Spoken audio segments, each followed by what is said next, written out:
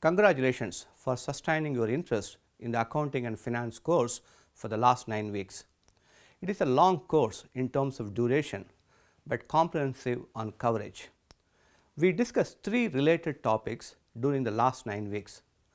Let us have a recap of what we discussed so far and summarize few key learnings. In financial accounting module, we learned how to evaluate financial health of a business using financial statements. A business is financially healthy if all drivers to the profitability are contributing to financial health of the business. We discussed 4 drivers to the profitability. The fundamental drivers internal to business are asset management and cost management. Once a business achieved healthy performance on asset and cost management, it can improve the profitability by leveraging debt. Suppliers credit and borrowing are 2 leverage drivers that improve the financial health further.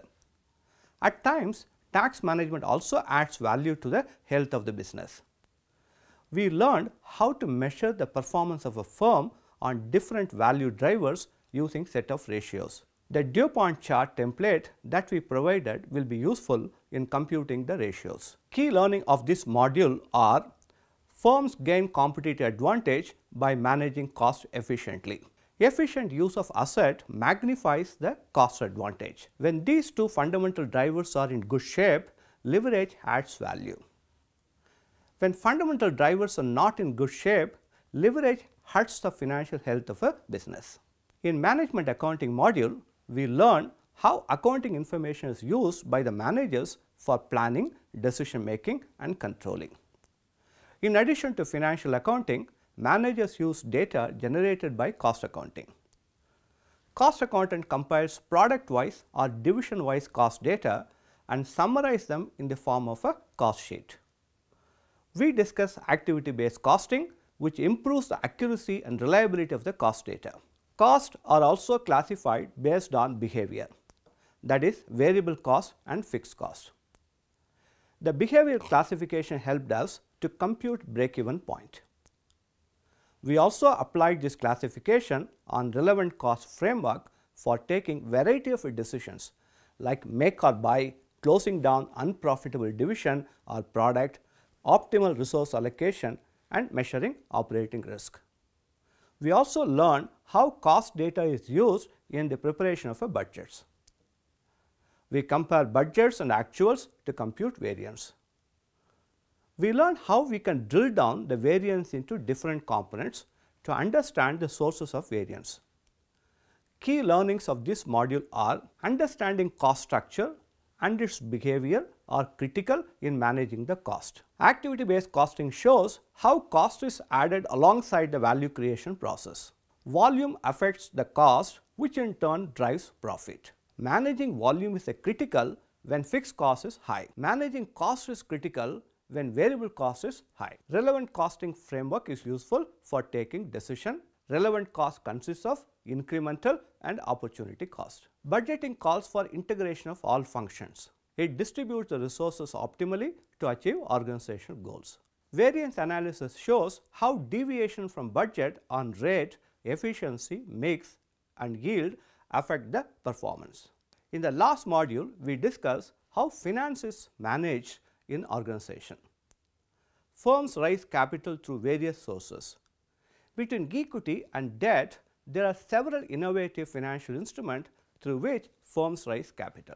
Several institutions facilitate firms to raise capital. Finance managers on behalf of firms constantly interact with the financial markets to raise capital. Managers take several financial decisions. We learn how managers use time value of money concept in various financial decisions.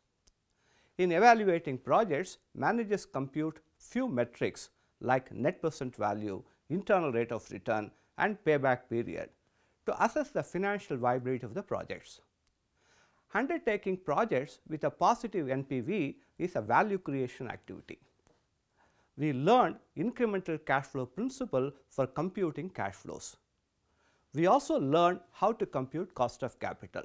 We use the cost of capital to discount project cash flows and ensure the projects that we undertake offer at least minimum rate of return. Our last discussion was on the importance of managing working capital for running successful business.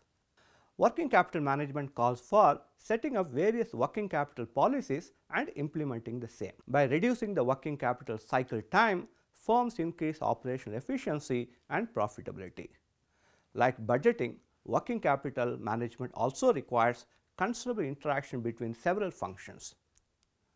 Our key learnings of this module are: understanding financial markets, instrument, institution is essential for raising capital. Time value of money concept is used extensively in several financial decisions. In evaluating project viability, incremental cash flows and opportunity costs are relevant. NPV, IRR and payback period are widely used DCF techniques in evaluating projects. Managing working capital is equally important for the success of business. Firms set working capital policies like inventory days, economic order quantity, reorder level and credit period in managing the inventory.